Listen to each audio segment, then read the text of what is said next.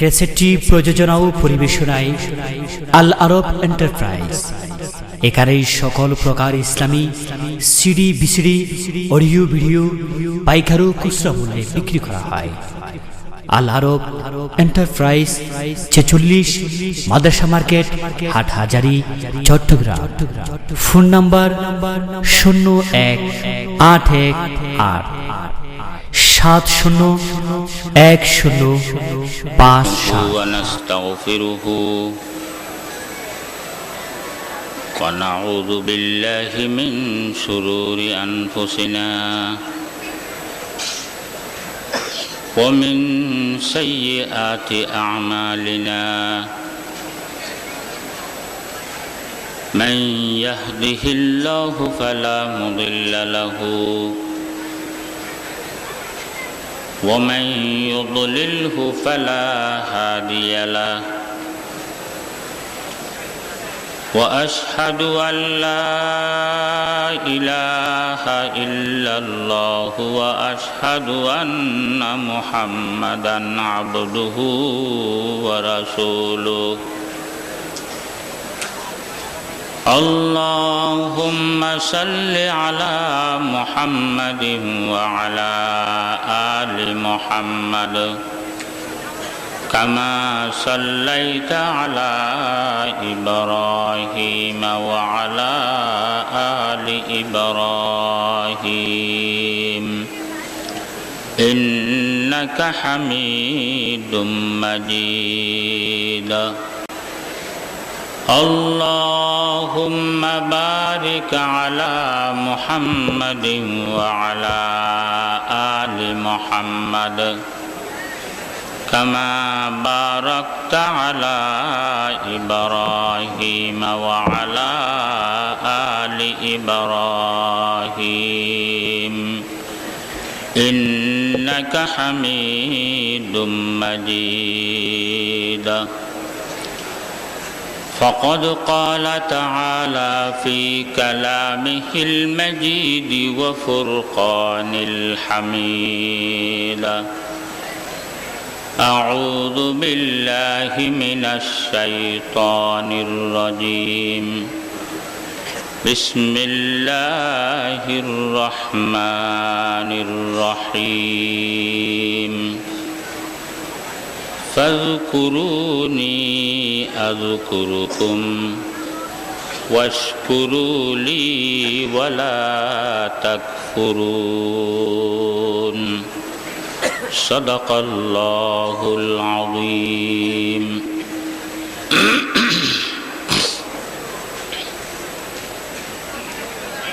উপস্থিত ওয়াজিবুল ইহতারাম উলামায়ে কেরাম, মুরব্বিয়ানে আযম এবং দূর দূরান্ত থেকে আগত ইসলাম প্রিয় ভাইরা, আমি সর্বপ্রথম মহান আল্লাহ রাব্বুল আলামিনের দরবারে শত কোটি শুকরিয়া জ্ঞাপন করছি, যিনি আমার মতো একজন অগণ্যকে এই দামি জায়গা, দামি বৈঠক, দামি মানুষদের সামনে বসে দোয়া নেওয়ার জন্য সুযোগ দান করেছেন।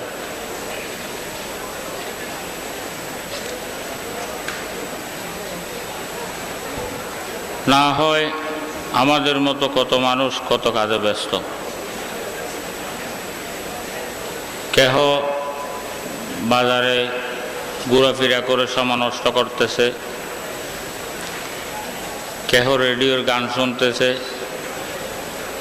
কেহ চার দোকানে বসে বসে টিভি দেখতেছে, কেহ ক্যারাম বোর্ড খেলতেছে, কেহ তাস খেলতেছে, না হয় অযথা বসে বসে গপগুজর করে সময় নষ্ট করতেছে। এগুলো সবগুলো থেকে আল্লাহ পাক সুবহানাহু ওয়া তাআলা আমাদেরকে বাঁচায়। এমন এক বৈঠকের মধ্যে আসার জন্য তৌফিক দান করেছেন। যে বৈঠক সম্পর্কে জনাব মুহাম্মদুর রাসূলুল্লাহ সাল্লাল্লাহু আলাইহি ওয়াসাল্লাম ইরশাদ ফরমান,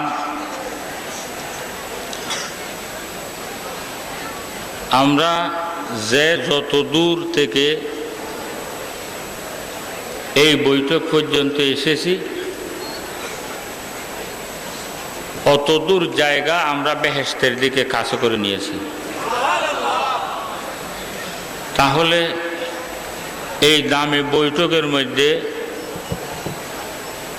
আমাদেরকে আসার জন্য, বসার জন্য, আল্লাহ এবং আল্লাহর রসুলের কথাবার্তা শোনার জন্য আল্লাহ পাক সুবহানাহু ওয়া তাআলা আমাদেরকে তৌফিক দিয়েছেন, এটা আল্লাহ পাক সুবহানাহু ওয়া তাআলার অসীম দয়া এবং মেহেরবানি ব্যতীত আর কিছু নয়। সেই জন্য আমরা শুকর আদায় করি আলহামদুলিল্লাহ।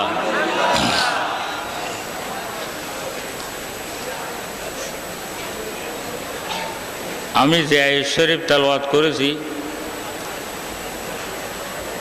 এই আয়াতের মাধ্যমে আল্লাহ পাক সুবহানাহু ওয়া তাআলা আল্লাহ তাআলার জিকিরের আলোচনা করতেছেন।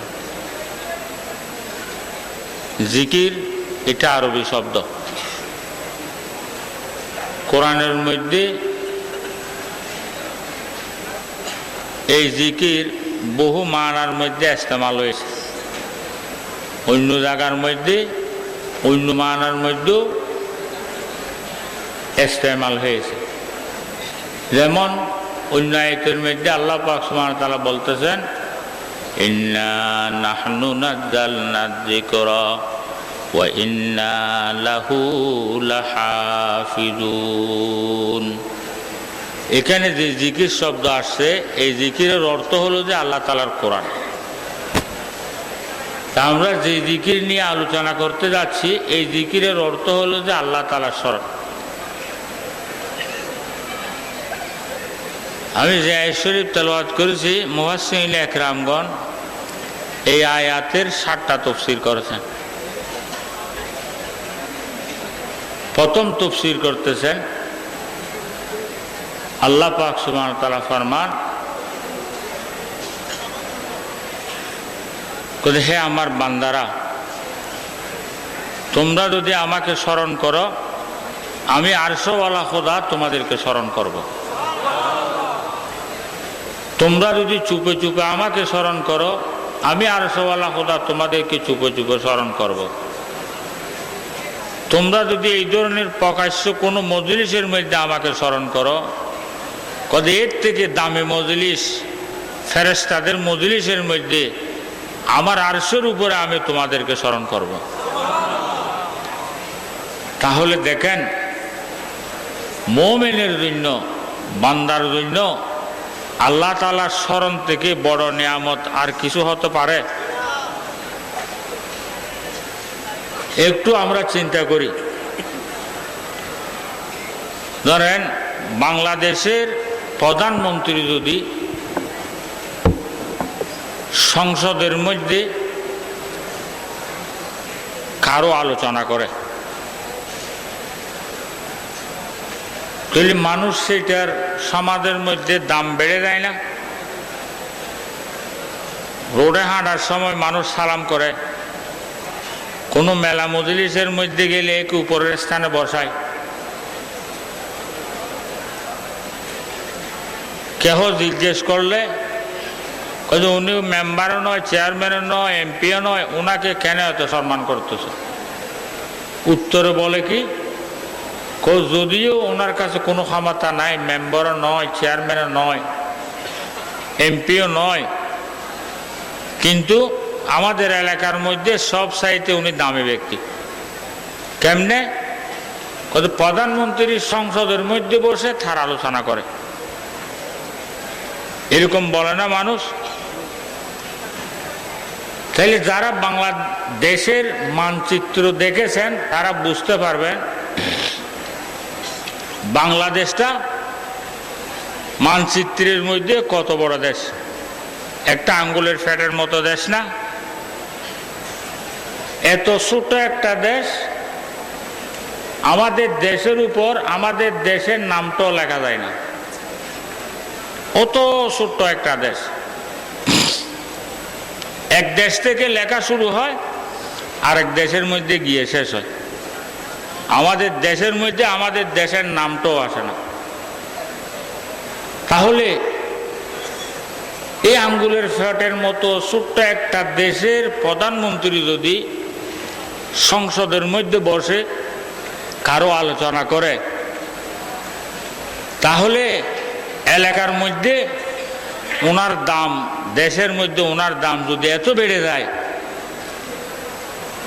তাহলে যিনি সারা দুনিয়ার বাদশাদের বাদশা, যিনি সারা দুনিয়ার খালেক, যিনি সারা দুনিয়ার মালিক, যিনি আসমান জমিন সব কিছু যিনি বানিয়েছেন, এমনকি যিনি আমাদেরও মালিক, আমাদেরকেও যিনি বানিয়েছেন, উনিও ওয়াদা দিচ্ছেন, কদে হে আমার বান্দারা, তোমরা যদি আমাকে স্মরণ করো, আমি আরশওয়ালা খোদা তোমাদেরকে স্মরণ করব। তাহলে বান্দার জন্য এর থেকে বড় নিয়ামত আর কিছু হতে পারে? সেজন্য যাদের কাছে আল্লাহ তাআলার স্মরণের এই নিয়ামতের দাম যাদের কাছে বুঝে আসছে, ওনারা শেষ রাত্রে বসে আল্লাহর দরবারে কাঁদতেছেন। কলব যাকির দে মুঝে রোনে ওয়ালি আঁখ দে, কলব যাকির দে মুঝে রোনে ওয়ালি আঁখ দে, তাকে मैं रोता रहूं तेरे रज़ा की वास्ते। বসে বসে আল্লাহ দরবারে কাঁদতেছেন, দিয়া আল্লাহ এমন একটা কলব আমাকে দান ফরমা, যেই কলব দিয়ে রাত দিন 24 ঘন্টা আপনার মহব্বতের আগুনের মধ্যে জ্বলতে পারি মতো একটা কলব আমাকে দান ফরমা। ইয়া আল্লাহ, রাত দিন 24 ঘন্টা আপনার জিকির করতে পারি মতো, কোরআন তেলাওয়াত করতে পারি মতো, দুরূদ পড়তে পারি মতো একটা জিরবে আমাকে দান ফরমা। কি জন্য ওইভাবে আল্লাহর কাছে খুঁজতেছে? ওই জিকিরের দাম বুঝে আসছে, আল্লাহ তাআলার স্মরণের দাম যখন বুঝে আসছে, ওনারা শেষ রাত্রে উঠে বসে বসে আল্লাহর দরবারে খুঁজতেছে। আমাদের কাছে টাকা পয়সা ধন দৌলত এগুলোর দাম বুঝে আসছে। এগুলোর দাম বুঝে আসার কারণে আমরা এই ধন দৌলত টাকা পয়সা এগুলো অর্জন করার পিছনে যত মেহনতের প্রয়োজন, এই থেকে আমরা বেশি করতেছি না। যতদূর মেহনতের প্রয়োজন এর থেকেও আমরা বেশি মেহনত করতেছি এই ধন দৌলত কামানোর জন্য, ধন দৌলত অর্জন করার জন্য। কি জন্য? এই টাকা পয়সা ধন দৌলতের দাম আমাদের কাছে বুঝে আসছে। টাকা পয়সার ধন দৌলতের দাম বুঝে আসছে, কিন্তু হাকিকত বুঝে আসে না। আমাদের কাছে দাম বুঝে আসছে, সেই জন্য এই ধন দৌলত এগুলো অর্জন করার পিছনে যত মেহনতের প্রয়োজন সবগুলো করতেছি। করার পরও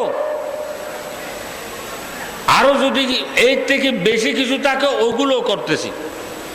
যেমন চুরি করতেছি, ডাকাতি করতেছি, সুদ খাইতেছি, ঘুষ খাইতেছি, মানুষের উপর জুলুম করতেছি, না হক মানুষকে খুন করতেছি, মানুষকে কতল করতেছি।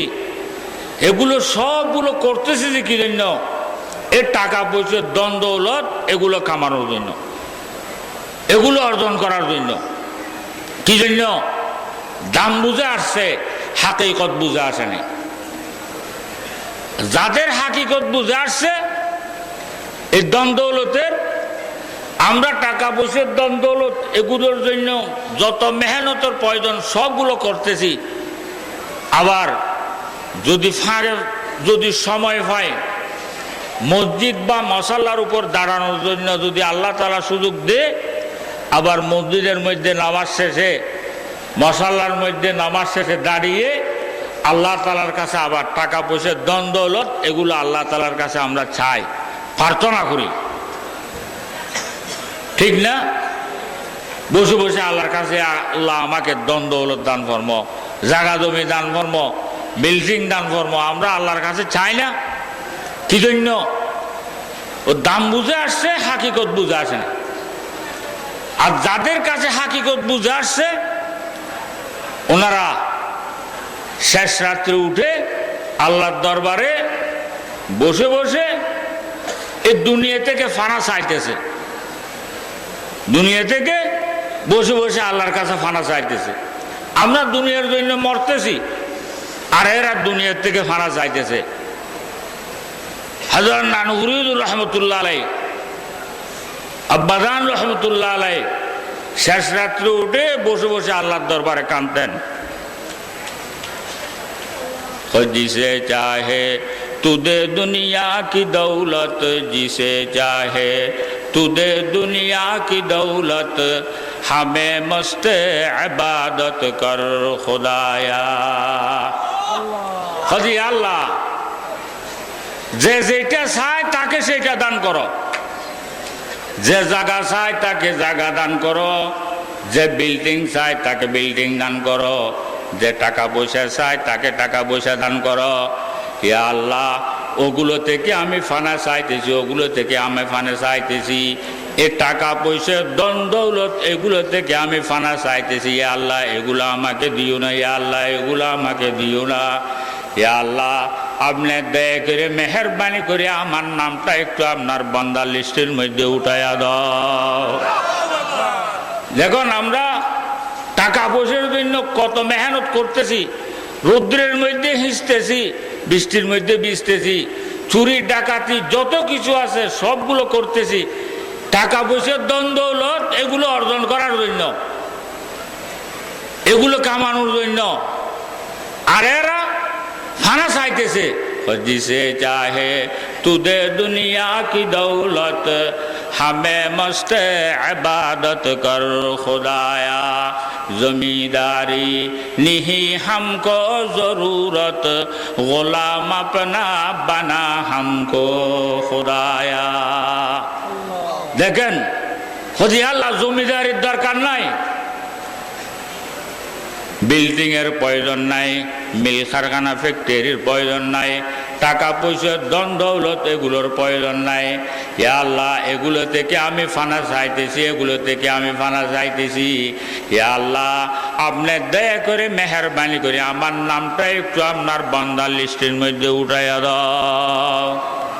কি জন্য কাঁদতেছে? যে ওই দুনিয়ার হাকিকত বুঝে এসে গেছে, তাদের সুখের সামনে দুনিয়ার হাকিকত বুঝে এসে গেছে, সেই জন্য দুনিয়া থেকে ফানা চাইতেছে। আমাদের বুঝে আসে নাই, সেদিন আমরা এই দুনিয়ার পিছনে পাগল হয়ে গেছি। সবার কাছে একদিন বুঝে আসবে। কোন সময়? যখন আমরা মৌতের বিছানার মধ্যে শুইব। মৌতের বিছানার মধ্যে যখন আমরা শুইব তখন সবার কাছে বুঝে আসে যাবে। কি জন্য? ওই দিন আমাদের চোখ থেকে ওই পর্দা হটে যাবে। এখন আমাদের চোখের মধ্যে চশমা লাগানো, যদি আমরা লাল চশমা লাগাই সারা দুনিয়া লাল হয়ে যাবে না? যদি হলুদ চশমা লাগাই সারা দুনিয়া হলুদ লাগবে, যদি সবুজ চশমা লাগাই সারা দুনিয়া সবুজ হয়ে যাবে। বাস্তব কি দুনিয়া সবুজ লাল হলুদ হয়ে গেছে?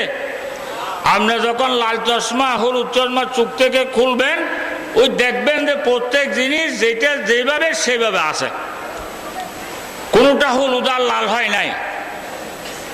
আমাদের কাছে হলুদ আর লাল কেন মনে হচ্ছে? ওই চোখের মধ্যে চশমা থাকার কারণে। এই মৌতের বিছানায় যখন মানুষ শোয় ওই সময় এই চোখ থেকে পর্দা হটে যায়।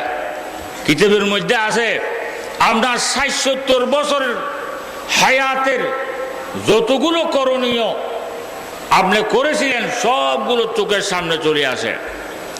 আপনি চুরি করেছিলেন সবগুলো আপনি সুচোখকে দেখতেছেন, ডাকাতি করেছিলেন সুচোখকে দেখতেছেন, সুদ খেয়েছিলেন সুচোখকে দেখতেছেন, ঘুষ খেয়েছিলেন, সুযোগকে দেখতেছেন।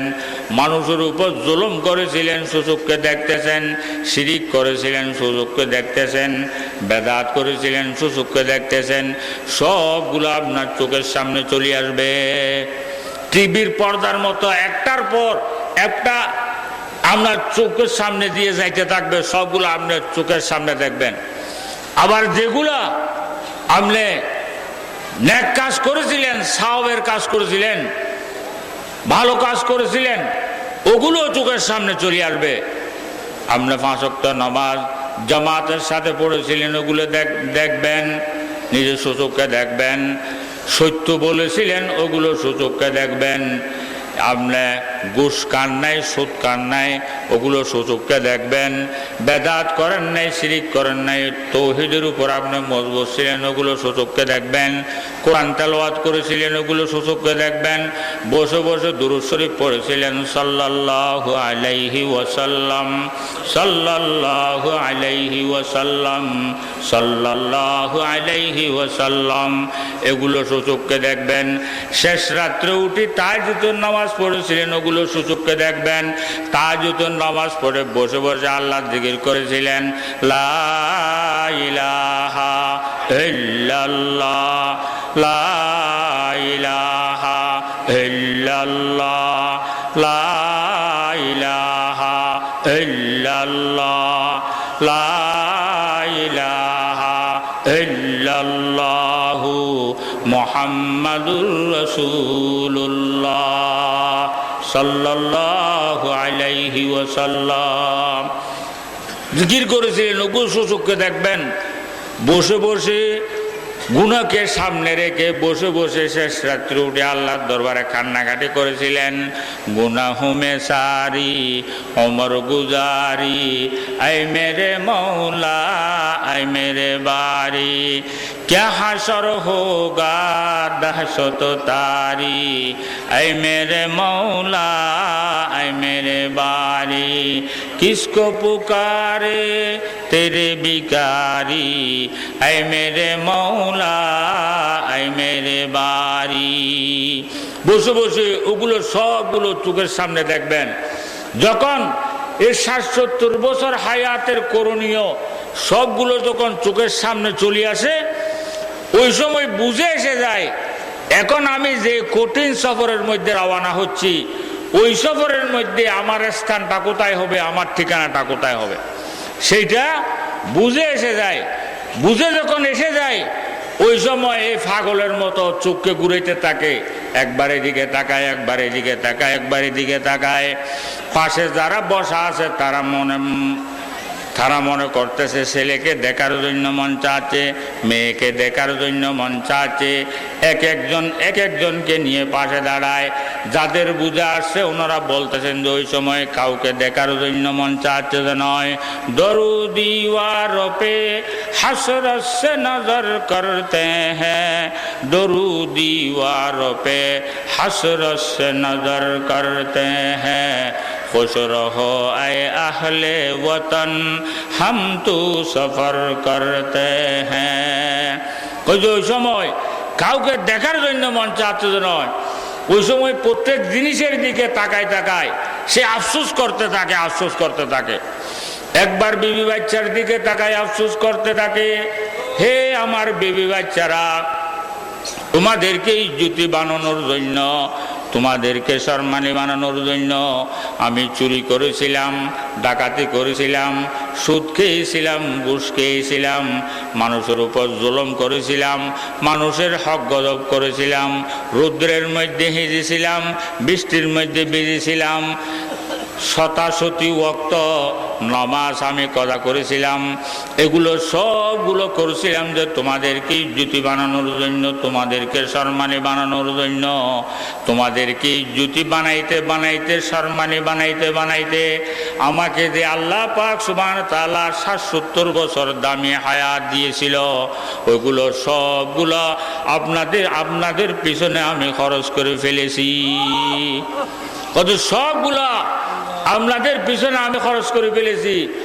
এখন যেই সফরের মধ্যে রওনা হচ্ছি, দেখতেছি যে ওই সফরের মধ্যে তুমি বিবি বাচ্চা আমার কোনো কাজে আসতেছ না। ওই সফরের আরামের কোনো সামান আমি জোগাড় করতে পারি নাই। আফসোস আফসোস। ওই সময় ও কপালের মধ্যে আফসোসের হাত মলতে থাকবে। ওই মৌতের বিছানায় শুয়ে এই বুঝে আসলে ওই বুঝ কোনো ফায়দা দেবে? ওই বুঝ আমরা কোনো কাজে লাগাইতে পারবো? একবার ঘরের দিকে তাকায় আফসোস করতে থাকে, হে ঘর, হে ঘর, আমি মনে করেছিলাম তুমি আমার ঘর, আমার ঘর। ঘরের দিকে তাকায় আফসোস করতে থাকে, হে ঘর, হে ঘর, আমি মনে করেছিলাম তুমি আমার ঘর, আমার ঘর। তোমাকে বানানোর পেছনে আমাকে যে আল্লাহ পাক সুবহানাহু ওয়া তাআলা ৭০ বছর দামি হায়াত দিয়েছিল, সবগুলো আমি খরচ করে ফেলেছি। এখন দেখতেছি আমি যেই সফরের মধ্যে রওনা হচ্ছি, ওই সফরের মধ্যে তুমি ঘর আমার কোনো কাজে আসতেছ না। ওই ঘরের ওই জায়গার ওই ঘরের আরামের কোনো সামান আমি জোগাড় করতে পারি নাই। ঘরের দিকে তাকায় আফসোস করতে থাকে, এই ছেলে মেয়েদের দিকে তাকায় আফসোস করতে থাকে, বিবি বাচ্চাদের দিকে তাকায় আফসোস করতে থাকে, জমির দিকে তাকায় আফসোস করতে থাকে, মিল কারখানা ফ্যাক্টরির দিকে তাকায় আফসোস করতে থাকে।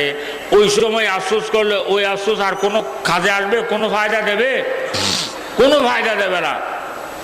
ওই সময় ও চোখের পর্দা যখন হটে গেছে, আসল সব কিছু বুঝে এসে গেছে।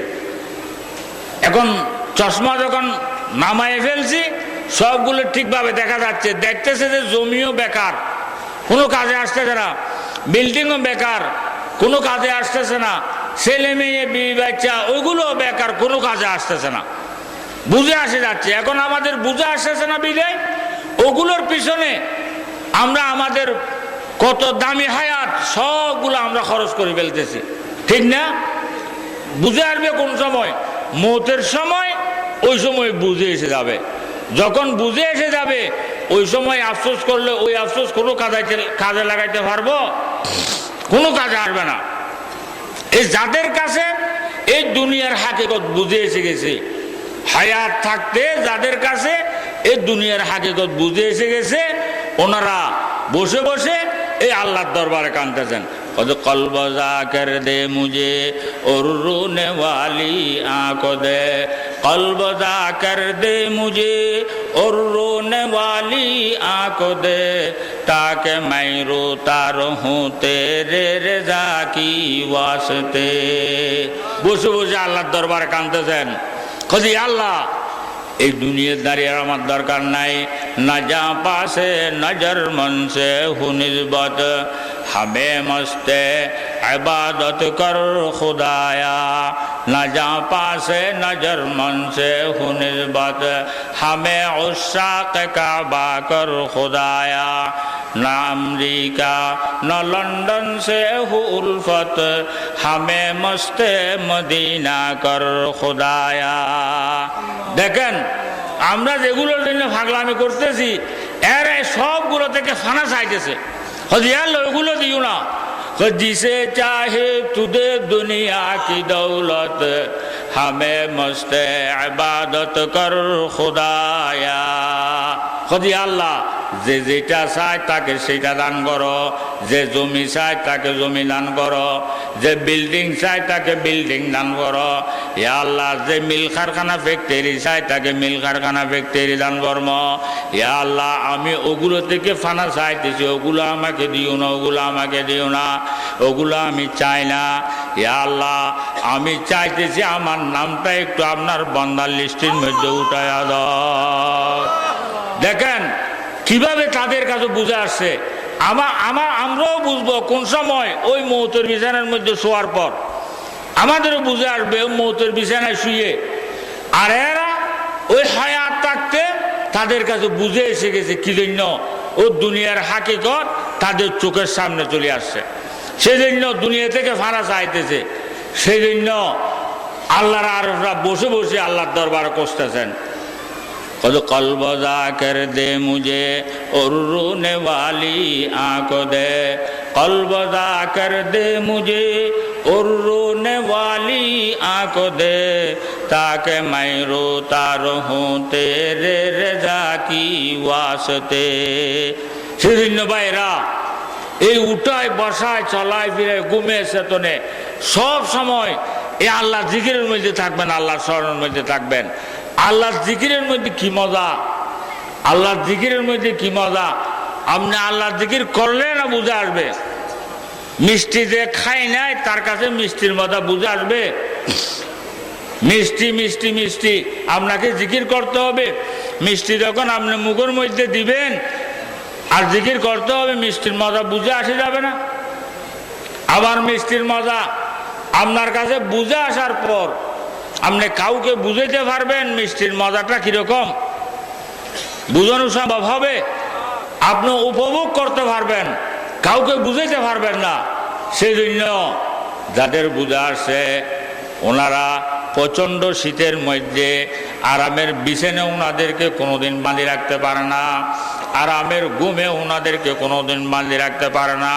প্রচণ্ড শীতের মধ্যে উঠে ঠান্ডা পানিতে উযু করে শেষ রাতে তাহাজ্জুদের নামাজ পড়ে বসে বসে আল্লাহর দরবারে বসে বসে আল্লাহ জিকির করে, লা ইলাহা ইল্লাল্লাহ, লা ইলাহা ইল্লাল্লাহ, লা ইলাহা ইল্লাল্লাহু মুহাম্মাদুর রাসূলুল্লাহ। বসে বসে আল্লাহর মহব্বতের আগুনের মধ্যে জ্বলতে শেষ রাত্রে উঠে বসে বসে আল্লাহ তাআলার মহব্বতের আগুনের মধ্যে জ্বলে বসে বসে গুনাহকে সামনে রেখে দিলকে ছোট করে আল্লাহর দরবারে কান্নাকাটি করে, কবে কিসকো পুকারে তেরে বিকারি, আই মেরে মৌলা আই মেরে বারি, क्या हाशर होगा दहशत तारी, ऐ मेरे मौला ऐ मेरे बारी, गुनाहों में सारी उम्र गुजारी, ऐ मेरे मौला ऐ मेरे बारी। বসে বসে কি জন্য আল্লাহর মহব্বতের আগুনের মধ্যে কি জন্য জ্বলতেছে, জ্বলতেছে কি জন্য? ওই দাম বুঝে এসে গেছে। দাম যখন বুঝে আসছে ওনাকে ঠান্ডায় শীতে এই প্রচন্ড বৃষ্টি কোনো ভয় ওনাকে বাঁধে রাখতে পারে না। শেষ রাত্রে সবগুলো উপেক্ষা করে সে উঠে যায়, পাগলের মতো ছুটে মসজিদের মধ্যে চলে যায়। মশালার উপর দাঁড়িয়ে বসে বসে আল্লাহর জিকির করে, বসে বসে দুরূদ শরীফ পড়ে, বসে বসে আল্লাহর দরবারে কান্নাকাটি করে। মানুষে পাগল বলে, কত কিছু বলে, ঘরের মধ্যে সবাই খারাপ বলতেছে, কোথায় পাগলে গেছে সুইসাবি গেছে। এগুলোই একে জিকির থেকে বাধা দিয়ে রাখতে পারে? যার কাছে আল্লাহ জিকিরের মজা বুঝে আসছে, স্মরণের মজা বুঝে এসে গেছে, তাকে বাধা দিয়ে রাখতে পারবে? সেই জন্য ভাইয়েরা শেষ রাত্রে উঠেন, বসে বসে আল্লাহ জিকির করেন, তারপর বুঝে আসবে আল্লাহ জিকিরের মধ্যে কি মজা, তারপর বুঝে আসবে আল্লাহ জিকিরের মধ্যে কি মজা। সেই জন্য ভাইয়েরা এই রাতের 3 ভাগের 2 ভাগ অতিবাহিত হওয়ার পর শেষ রাত্রে উঠেন, গফলতের ঘুম থেকে জাগেন। আর কতদিন গফলতের ঘুমের মধ্যে থাকবো, আর কতদিন গফলতের ঘুমের মধ্যে থাকবো? ভাই একটু জাগি আমরা। রাতের 3 ভাগের 2 ভাগ অতিবাহিত হওয়ার পর শেষ রাত্রে উঠে তাহাজ্জুদের নামাজ পড়ে বসে বসে আল্লাহ জিকির করেন না, আল্লাহকে ডাকেন না, আল্লাহু আল্লাহ আল্লাহু আল্লাহ আল্লাহু আল্লাহ আল্লাহু আল্লাহ। বসে বসে আল্লাহকে ডাকেন, আল্লাহ জিকির করেন, তারপর বুঝে আসবে আল্লাহ জিকিরের মধ্যে কি মজা। আমি যে আয়াত তেলাওয়াত করেছি এই আয়াতের দ্বিতীয় তাফসীর করতেছেন যে মুফাসসিরিন একরামরা, আল্লাহ পাক সুবহানাহু ওয়া তাআলা ফরমান, কদে হে আমার বান্দারা, তোমরা যদি আমাকে ইজ্জতের সাথে স্মরণ করো, আমি আরশওয়ালা খোদা তোমাদেরকে ইজ্জতের সাথে স্মরণ করব। তো তোমরা যদি আমাকে ইজ্জতের সাথে স্মরণ করো, আমি আরশওয়ালা খোদা তোমাদেরকে ইজ্জতের সাথে স্মরণ করব। মশহুর ঘটনা আছে কিতাবের মধ্যে, ওয়াজ নসিহতের মধ্যে আপনারা আলেম ওলামাদের জবান থেকে বহুবার শুনেছেন। হযরত বিশির হাফি রহমতুল্লাহ আলাই। হযরত বিশির হাফি রহমতুল্লাহ আলাই উনি একজন শরাবী ছিলেন, মাতাল ছিলেন, শরাবী ছিলেন, মাতাল ছিলেন। সব সময় শরাবখানার মধ্যে পড়ে থাকতো, সব সময় শরাবখানার মধ্যে পড়ে থাকতো। ওনার আদত অনুযায়ী একদিন সকালে ঘর থেকে ঘুম থেকে উঠে ওই শরাবখানার দিকে রওনা হয়ে গেছে। যেতে যেতে কিছু দূর যাওয়ার পর দেখতেছে যে জমিনের উপর আরবি লেখা একটা কাগজ পড়ে আছে, আরবি লেখাওয়ালা। যখন লেখা আরবি লেখাওয়ালা কাগজটা দেখলেন, ওই কাগজ থেকে জমি থেকে উঠাইলেন। উঠাই দেখতেছে যে সেই কাগজের মধ্যে আল্লাহর নাম লেখা আছে, বিসমিল্লাহির রহমানির রহিম, আল্লাহর নাম লেখা আছে। যখন আল্লাহর নাম লেখাওয়ালা ওই কাগজ জমির উপর পড়ে আছে দেখছে, তো বিশির ওই কাগজটা হাতে নিয়ে চিন্তা করতেছে, খোঁজে যে খোদার জমিনের উপর আমি থাকতেছি, যে খোদার আসমানের নিচে আমি বসবাস করতেছি, যে খোদার সূর্যের আলো আমি ব্যবহার করতেছি, যে খোদার চাঁদের কিরণ আমি ব্যবহার করতেছি, যে খোদার অগণিত নিয়ামত আমি ব্যবহার করতেছি, এমনকি আমার মাথার চুলেতে পায়ের তালু পর্যন্ত আমার বলতে পারবো যে সেরকম কোনো জিনিস আমার কাছে নাই। আমাদের কাছে আছে মাথার চুলেতে পায়ের তালু পর্যন্ত, আমার বলতে পারবো যে সেরকম কোনো জিনিস আমার কাছে আছে। সবগুলো যে খোদার দেওয়া নিয়ামত, সবগুলো আমরা যে খোদার দেওয়া নিয়ামত ব্যবহার করতেছি, ওই খোদার নাম এইভাবে জমির উপর পড়ে থাকবে আর আমরা সেটার উপর হেঁটে হেঁটে যাবো আসবো, এটা কোনোদিন হতে পারে না। হযরত বিশির হাফি রহমতুল্লাহ আলাই কি করলেন, ওই কাগজটাকে জমি থেকে উঠাইয়ে বালি ময়লাগুলো সাফ করলেন, সাফ করে আবার বাড়ির দিকে রওনা হয়ে গেলেন। বাড়িতে গিয়ে একটা ভালো কাপড় দিয়ে ওই কাগজটাকে ইজ্জতের সাথে বেড়াইলেন, বেড়াইয়ে আতর খসব লাগিয়ে গ্লাসের বয়মের মধ্যে ঢুকিয়ে একদম ইজ্জতের সাথে আলমিরার উপরের থাকের মধ্যে কাগজটাকে রাখলেন। কাগজটাকে রেখে ওই আবার শরাবখানার দিকে রওনা হয়ে গেছে, আবার শরাবখানার দিকে রওনা হয়ে গেছে। এইদিকে বিশির শরাবখানার দিকে রওনা হয়ে গেছে, ওইদিকে আল্লাহ তাআলার রহমত উঠে আসছে।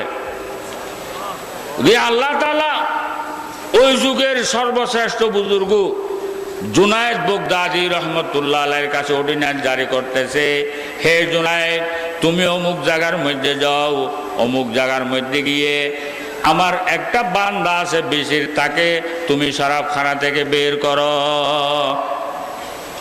এরকম যখন দেখলেন, হযরত জুনায়েদ বাগদাদী রহমতুল্লাহ আলাইহি দৌড় দিলেন। দৌড়তে দৌড়তে উনি মনে মনে চিন্তা করতেছেন, আল্লাহ তাআলা যার সাথে দেখা করার জন্য আমাকে অর্ডিন্যান্স জারি করতেছে, জানি না উনি কত বড় আল্লাহর ওলি, আজকে ওনার সাথে আমার সাথে সাক্ষাৎ হবে, আমার কত বড় ভাগ্য। এই খুশিতে দৌড়তেছে, দৌড়তে দৌড়তে দৌড়তে দৌড়তে যখন ওই এলাকার মধ্যে গিয়ে পৌঁছছে, মানুষের কাছে জিজ্ঞেস করতেছে, বিশির নামের কোনো ব্যক্তি এই এলাকার মধ্যে আছে? যার কাছে জিজ্ঞেস করে সে বলে, আমরা তো চিনি না, কোনো মানুষ এখানে বিশির নামের নেই।